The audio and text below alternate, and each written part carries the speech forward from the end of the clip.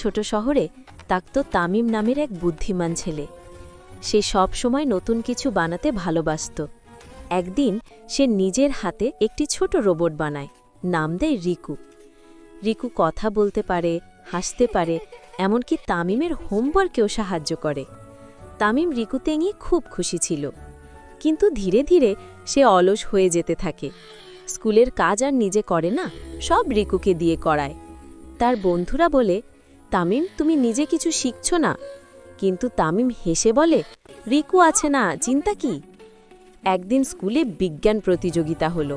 তামিম ভাবল রিকুকে পাঠিয়ে দেবে নিজের জায়গায়, কিন্তু প্রতিযোগিতার সময় রিকুর ব্যাটারি শেষ হয়ে যায়। সবাই অবাক। তামিম কিছুই বুঝতে পারে না, কারণ সে নিজের তৈরি জিনিসটা ঠিকভাবে শেখেনি। বিচারক জিজ্ঞেস করলেন, তুমি কি জানো রিকু কিভাবে কাজ করে? তামিম লজ্জা পেয়ে মাথা নিচু করে বলল, না স্যার, আমি শুধু রিকুর ওপর নির্ভর করেছিলাম।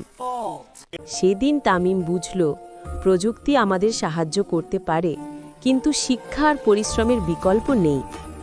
বাড়ি ফিরে তামিম আবার রিকুর ব্যাটারি ঠিক করে। এবার সে নিজে থেকে রোবট প্রোগ্রাম শেখা শুরু করে।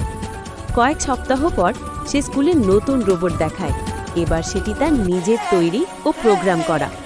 সবাই তামিমকে বাহবা দেয়।